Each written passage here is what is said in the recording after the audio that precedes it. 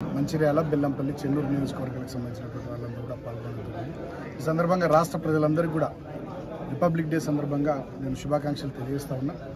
తెలంగాణ రాష్ట్రం గొప్పగా అభివృద్ధి కావాలని, తెలంగాణ ప్రజలకు మంచి జరగాలని చెప్పి సందర్భంగా కోరుకుంటున్నాను. అయితే ఈ సందర్భంగా కొన్ని ముఖ్యమైనటువంటి అంశాలు, ముఖ్యమైనటువంటి విషయాలు కూడా ప్రజలకు సంబంధించినవి కంపల్సరీ మాట్లాడాల్సినటువంటి బాధ్యత ప్రధాన ప్రతిపక్షంగా ఒక రాజకీయ పార్టీగా మా పైన ఉంది. ముఖ్యంగా చూస్తాను, ఇప్పుడు మొన్న 21వ తేదీ నుంచి 24వ తేదీ వరకు 4 రోజుల పాటు తెలంగాణలో రాష్ట్ర వ్యాప్తంగా గ్రామ సభలు జరిగాయి. ఆ గ్రామ సభలన్నీ కూడా ప్రజల ఆగ్రహంతో, ఈ ప్రభుత్వం మీద ఏ రకమైనటువంటి అభిప్రాయంతో రాష్ట్ర ప్రజానీకం ఉన్నారో చాలా స్పష్టంగా కనబడ్డది. ఇప్పటికే సంవత్సరం అయిపోయి 14 నెలలు కావస్తా ఉంది ఇక్కడ కాంగ్రెస్ పార్టీ అధికారంలోకి వచ్చి. ఇంగ్లీష్లో ఒక సేయింగ్ ఉంటుంది, అప్లై అప్లై నో రిప్లై అన్నట్టుగా ఇప్పటికే సుమారు 4 దఫాలుగా ప్రజల నుంచి అప్లికేషన్లు ఈ రాష్ట్ర ప్రభుత్వం తీసుకున్నది.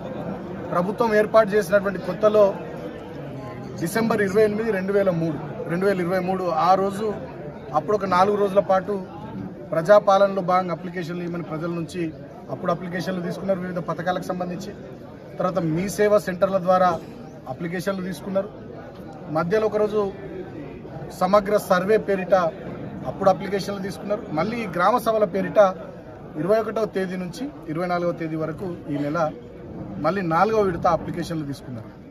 కానీ ఇప్పటి వరకు ఒక్కటంటే ఒక్క పథకం, ఒక్కటంటే ఒక్క హామీ, వాళ్ళు ఇచ్చిన 420 హామీల్లో ఒక్కటంటే ఒకటి కూడా అమలుకు నోచుకోలేదు. వాళ్ళు చెప్పింది ఏంది ఆనాడు ఎన్నికల్లో, మీరు మాకు ఓటేసి కాంగ్రెస్ పార్టీని గెలిపిస్తే 100 రోజుల్లో 420 హామీలు 6 గ్యారంటీలు అమలు చేస్తామని చెప్పి గద్దెనెక్కినటువంటి ఈ రేవంత్ రెడ్డి కాంగ్రెస్ ప్రభుత్వం 14 నెలలు అవుతా ఉంది ప్రభుత్వంలోకి వచ్చి, ఇప్పటికీ ఒక్కటంటే ఒక పథకం అమలు కాలేదు. ఇది నిజంగా చాలా బాధాకరం. అప్లికేషన్లు మాత్రం 4 విడతలుగా తీసుకున్నారు. మీరు చూసిరు కొన్ని అప్లికేషన్లు రోడ్ల మీద ఎట్లా కనబడతా ఉన్నాయో అవి కూడా సోషల్ మీడియాలో వార్తలు వచ్చినాయి. అంతేకాకుండా ప్రజల పక్షాన ప్రధాన ప్రతిపక్షంగా, అదేవిధంగా తెలంగాణను తెచ్చిన పార్టీగా, తెలంగాణ ప్రజల గురించి కొట్లాడే పార్టీగా బీఆర్ఎస్ పార్టీ మేము రాష్ట్ర స్థాయి నాయకత్వం నుంచి మొదలుకొని గ్రామ స్థాయి నాయకుల వరకు అందరం కూడా మేము సోషల్ మీడియా వేదికగా కానీ, మీడియా వేదికగా కానీ, ప్రజాక్షేత్రంలో కానీ కార్యక్రమాల ద్వారా కానీ మేము మాట్లాడుతూ ఉంటే మా మీద కేసులు బనాయిస్తూ ఉన్నారు, అక్రమ కేసులు పెడతా ఉన్నారు. రాష్ట్ర నాయకత్వం నుంచి మొదలుకొని గ్రామస్థాయి నాయకుల వరకు జైళ్లకు పంపిస్తూ ఉన్నారు. కొంతమందిని జైళ్లకు పంపిస్తామని చెప్పి బెదిరిస్తూ ఉన్నారు. చివరికి దుర్మార్గం ఏంటంటే ఇక్కడ ఇదే మంచిర్యాల అసెంబ్లీ నియోజకవర్గంలో హాజీపూర్ మండలంలో ఒక వృద్ధురాలికి సంబంధించినటువంటి పెన్షను దాంట్లో కొంత అమౌంట్ ప్రభుత్వం జప్తు చేసి పారేసింది.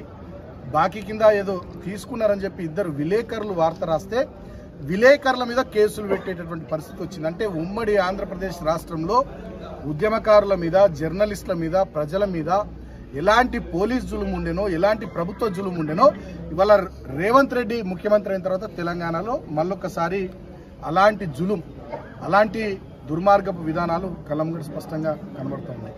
అయినప్పటికీ ప్రధాన ప్రతిపక్షంగా తెలంగాణ ప్రజల కోసం పుట్టిన పార్టీగా రేవంత్ రెడ్డి మీరెన్ని కేసులు పెట్టుకున్నా, కాంగ్రెస్ ప్రభుత్వం ఎన్ని కేసులు పెట్టినా, బీఆర్ఎస్ పార్టీ అగ్రనాయకత్వం నుంచి మొదలుకొని క్షేత్రస్థాయి కార్యకర్తల వరకు బరాబర్ ఈ కాంగ్రెస్ ప్రభుత్వాన్ని ప్రశ్నిస్తూనే ఉంటాం. మీరిచ్చిన 6 గ్యారంటీలు 420 హామీలు అమలు చేసేంత వరకు ప్రజల తరపున పోరాటం చేస్తూనే ఉంటాం. ఆనాడు కేసీఆర్ గారు ముఖ్యమంత్రి ఉన్నప్పుడు సంపద పెంచినాం, ప్రజలకు పంచినాం. ఇవాళ సంపద పెంచింది లేదు, ప్రజలకు పంచేది లేదు. సంవత్సర కాలంలో రేవంత్ రెడ్డి ప్రభుత్వం 1,40,000 కోట్ల అప్పు చేసింది. మరి మా ఆడబిడ్డలకు కళ్యాణ లక్ష్మి కింద ₹1,00,000 తులం బంగారం వచ్చిందా? లేదు. మీరు చెప్పినట్టు ప్రతి మహిళకు 2,500 వచ్చిందా? లేదు. రైతు రుణమాఫీ మొత్తమైందా? లేదు. గ్రామాల్లో 20-30% కంటే ఎక్కువ కాలే. రైతు భరోసా 15,000 వచ్చిందా? లేదు. ఇప్పటికే 2 సీజన్లు ఎగ్గొట్టి 3వ సీజన్ ఇయ్యాలటి నుంచి ఇస్తామంటున్నారు. అది కూడా ఎంతమందికి ఇస్తారో గ్యారంటీ లేదు. అది కూడా 15,000 కాదు 12,000 అంటున్నారు. అంతేకాకుండా ఇండ్లు, ఒక్క ఇల్లు కూడా కట్టలే 14 నెలల్లో. తర్వాత స్కూటీలు ఇస్తామన్నారు 18 ఏళ్ళు నిండిన మహిళలకు ఒక్కరికి స్కూటీ ఇవ్వలే. విద్యార్థులకు విద్యా భరోసా కార్డు 5 లక్షలు ఇస్తామన్నారు, ఒక్కరికి ఇవ్వలే. దళిత బంధు కేసీఆర్ 10 లక్షలు ఇస్తుండు, మేము 12 లక్షలు ఇస్తాం, అంబేద్కర్ అభయాస్తామన్నారు, దానికి దిక్కులేదు. బీసీలకు సంబంధించి బీసీ డిక్లరేషన్ అన్నారు, 42% బీసీ రిజర్వేషన్లు అన్నారు, దానికి అతిగతి లేదు. ఇట్లా చెప్పుకుంటూ పోతే సంవత్సరంలో 2 లక్షల ఉద్యోగాలు అన్నారు, అవి బుట్టదాఖలైపోయినాయి. సంపద పెంచుడు లేదు, ప్రజలకు పంచుడు లేదు, ఇచ్చినటువంటి ఒక్క హామీని నిలబెట్టుకునేటటువంటి ప్రయత్నం ఈ రేవంత్ రెడ్డి ప్రభుత్వం చేయలే. పోయిన సంవత్సరం కూడా రేవంత్ రెడ్డి దావోస్కు పోయిండు. 40,000 కోట్ల ఎంఓయూలు చేసుకుందామని చెప్పి సంవత్సరం కిందట ప్రకటించారు. మరి ఒక్క పరిశ్రమ వచ్చిందా? 40,000 కోట్ల పెట్టుబడులు ఒక్క పరిశ్రమ పెట్టిర్రా? ఒక్కడికన్నా తెలంగాణ బిడ్డకు ఉద్యోగం వచ్చిందా? అంటే ఇదంతా బోగస్. కేవలం ప్రచార మాధ్యమాల ద్వారా, సోషల్ మీడియాలో ప్రచారం ద్వారా ప్రజల దృష్టిని మరల్చే ప్రయత్నం ఏదో చేస్తున్నామని ఊదరగొట్టే ప్రయత్నమే తప్ప నిజానికి తెలంగాణకు కానీ ప్రజలకు కానీ ఒరిగిందేం లేదు. ఈయన అనాలోచిత చర్యల వల్ల, ఈయన మూర్ఖపు నిర్ణయాల వల్ల ఇవాళ తెలంగాణలో, హైదరాబాద్లో కానీ, జిల్లాల్లో కానీ, మండలాలు, మున్సిపాలిటీలు కానీ రియల్ ఎస్టేట్ మొత్తం పడకేసింది. మొత్తం రాష్ట్రం యొక్క ఆదాయ పరిస్థితులన్నీ కూడా ఘోరంగా దెబ్బతిన్నాయి. ఆదాయం రావట్లేదు. లాస్ట్ క్వార్టర్ కూడా రాష్ట్ర ప్రభుత్వం విడుదల చేసినటువంటి నివేదిక వివరాల ప్రకారం ఆదాయం కూడా రావాల్సినంత రాలేదు. అంటే ఈయనకు పరిపాలన చేతనైతే లేదు, పనిచేసుడు చేతనైతే లేదు, ప్రజలకు చెప్పినటువంటి హామీలు నిలబెట్టుకునేటటువంటి చిత్తశుద్ధి ఈయన లోపల కనబడతలేదు. మరి 1,40,000 కోట్లు అప్పు చేసిండు, ఆ పైసలు ఎటు పోయినాయి? అదేవిధంగా రాష్ట్ర ఆదాయము రెగ్యులర్గా వ్యాట్ ద్వారానో, జిఎస్టీ ద్వారానో మన దగ్గర నుండి పన్నుల రూపాయలు వచ్చేటటువంటి ఆ డబ్బులు ఎటు పోతున్నాయంటే ఢిల్లీకి కాంగ్రెస్ హైకమాండ్కు మూటలు పంపిస్తున్నాడు. ముఖ్యమంత్రి, మంత్రులంతా కాంట్రాక్టర్లకు బిల్లులు చెల్లించుకుంటా మంచిగా డబ్బులు వాళ్ళు మంచిగా తింటున్నారు, సంపాదించుకుంటున్నారు. కనబడతా ఉన్నాయి కళ్ళ ముందర. మూసి ప్రాజెక్ట్ అంటున్నాడు 1,50,000 కోట్లని. తర్వాత కొడంగల్ నారాయణపేట లిఫ్ట్ ఇరిగేషన్ అంటున్నాడు 4,000 పైచిలకు కోట్లు. మెగా కృష్ణారెడ్డికి ఒక ముక్క, రాఘవ కన్స్ట్రక్షన్స్ పొంగులేటి శ్రీనివాసరెడ్డి మంత్రికి ఒక ముక్క. ఈయన అయ్య జాగిర్ అన్నట్టు రేవంత్ రెడ్డి అనంతగిరి గుట్టలు 200 ఎకరాలు ఇవాళ మెగా కృష్ణారెడ్డికి వెల్నెస్ సెంటర్ పేరు మీద రాసివ్వబోతా ఉన్నాడు. ఎంఓయూ కూడా అయినట్టు తెలుస్తా ఉంది. నీ అయ్య జాగిరా అని అడుగుతా ఉన్నాం. అంటే ఒక మాటలో చెప్పాలంటే ఉమ్మడి ఆంధ్రప్రదేశ్ రాష్ట్రంలో అప్పటి పాలక వర్గాలు, అప్పటి ప్రభుత్వాలు ఏ రకంగా పనిచేసినా ఇవాళ రేవంత్ రెడ్డి సేమ్ అదే పనిచేస్తా ఉన్నాడు. తెలంగాణ సంపదను, తెలంగాణ వనరులను కార్పొరేట్ గద్దలకు దోచిపెడుతున్నాడు.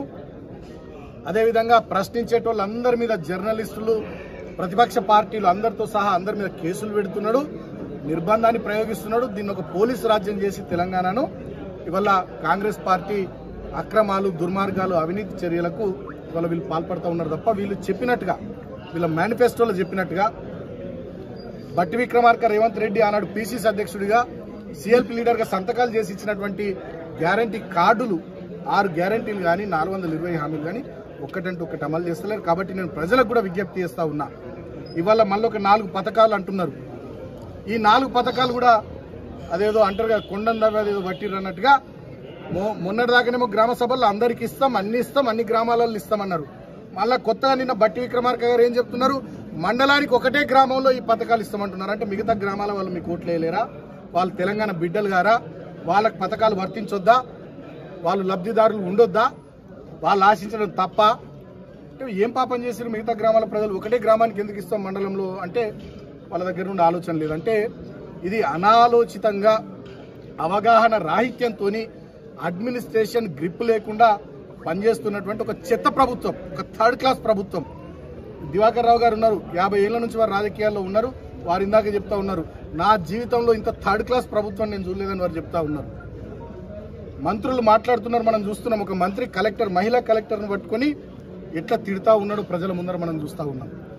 ఒక ముఖ్యమంత్రి స్థాయిలో ఉన్నటువంటి వ్యక్తి ప్రతిపక్ష పార్టీ నాయకులని ఏ రకంగా ఆయన మాట్లాడుతూ ఉన్నాడో మనం చూస్తూ ఉన్నాం. అసెంబ్లీ వేదికగా ఎట్లా బెదిరింపులు మనం చూస్తూ ఉన్నాం. ఇక జిల్లాల్లోనైతే ఎమ్మెల్యేలు సరే మనందరికి కూడా తెలుసు, ఎట్లా బెదిరిస్తున్నారు, ఎట్లా దాడులు చేపిస్తున్నారు, ఎట్లా కేసులు పెట్టిస్తున్నారు తెలుసు. సో ఒక దుర్మార్గపు పాలన నడుస్తూ ఉంది. నేను ప్రజలకు విజ్ఞప్తి చేస్తూ ఉన్నా, ఈ రిపబ్లిక్ డే సందర్భంగా మరొకసారి తెలంగాణ ఉద్యమంలో మనం ఎట్లయితే 14 ఏళ్లు పోరాటం చేసినామో కేసీఆర్ గారి నాయకత్వంలో, ఆ పోరాట స్ఫూర్తిని మళ్ళొకసారి తలుచుకుందాం. ఈ ప్రభుత్వానికి ఇంకా 4 సంవత్సరాల టైం ఉంది, అప్పుడు చూసుకుందామని మనం అనుకున్నాడు కాదు. ఇప్పటి నుంచే పోరాటాలు మొదలు పెట్టాలి, ప్రశ్నించడం మొదలు పెట్టాలి. ఎవరి స్థాయిలో వాళ్ళు గ్రామ స్థాయి నుంచి మొదలుకొని రాష్ట్ర స్థాయి వరకు ఈ ప్రభుత్వాన్ని నిలదీయాలి, ప్రశ్నించాలి. గ్రామాల్లో కానీ, పట్టణాల్లో కానీ, మండలాల్లో కానీ, నియోజకవర్గాల్లో, జిల్లాల్లో, రాష్ట్ర స్థాయి వరకు కాంగ్రెస్ పార్టీ నాయకులను ఖచ్చితంగా నిలదీయాలి. మీరేం చెప్పిర్రు అన్నాడు ఎన్నికల సందర్భంలో, ఏం చెప్పిర్రు, ఇవాళ ఏం చేస్తా ఉన్నారు? 14 నెలలు చూసినాం, ఇక మా ఓపిక నశించింది, మీరు చెప్పిన అమలు చేయాలనేటటువంటి విషయాన్ని ప్రతి ఒక్క గ్రామస్తుడు, ప్రతి ఒక్క తెలంగాణ బిడ్డ, ప్రతి ఒక్కరు కూడా కాంగ్రెస్ ప్రభుత్వాన్ని నిలదీయాల్సినటువంటి అవసరం ఉంది. అట్లయితే తప్ప వీళ్ళు ఒళ్ళు వంచరు, పని చేయరు. వీళ్ళ లోపల జవాబుదారీతనం లేదు, బాధ్యతారహితంగా ఉన్నారు, చిత్తశుద్ధి లేదు, ప్రజలంటే ప్రేమ లేదు, తెలంగాణ అంటే అంతకన్నా ప్రేమ లేదు. ఈ మాట నేను ఊరికే చెప్పట్లేదు. ఇవాళ మేడిగడ్డ బ్యారేజ్ పోయింది అన్నారు. 24 లక్షల క్యూసెక్ల నీళ్ళు వచ్చినా మేడిగడ్డ బ్యారేజ్ మంచిగానే ఉన్నది. మరి నీళ్ళు ఎందుకు ఎత్తుతలేరు అంటే, ప్రాణహిత గోదావరి నీళ్లు కిందికి పోవాలి. అక్కడ ఆంధ్రప్రదేశ్ ప్రభుత్వం గోదావరి బనకచెర్ల ఆ లిఫ్ట్ కార్యక్రమాన్ని పూర్తి చేసుకొని గోదావరి ప్రాణహిత నీళ్లను ఆ రాష్ట్ర ప్రభుత్వం ఆ రాష్ట్రానికి వాడుకోవాలనేటటువంటి ఒక కుట్ర. ఆ కుట్రకు గురువుకు రేవంత్ రెడ్డి శిష్యుడు సహకరిస్తా ఉన్నాడు. అందుకనే మేడిగడ్డ బ్యారేజ్ నుంచి నీళ్లు ఎత్తుతలేడు. ఏమన్నారు? సంవత్సరం కాదు 15 నెలల కింద ఎన్నికల సందర్భంలో కొట్టుకపోయింది మేడిగడ్డ అన్నారు. ఇలా కాంగ్రెస్ నాయకులు పోయి చూడు, మేడిగడ్డ కొట్టుకపోయిందా? మంచిగానే ఉన్నది కదా. నీళ్ళు ఎందుకు ఎత్తుతలేరు? చెర్లు ఎందుకు నింపుతలేరు? రిజర్వాయర్లు ఎందుకు నింపుతలేరు?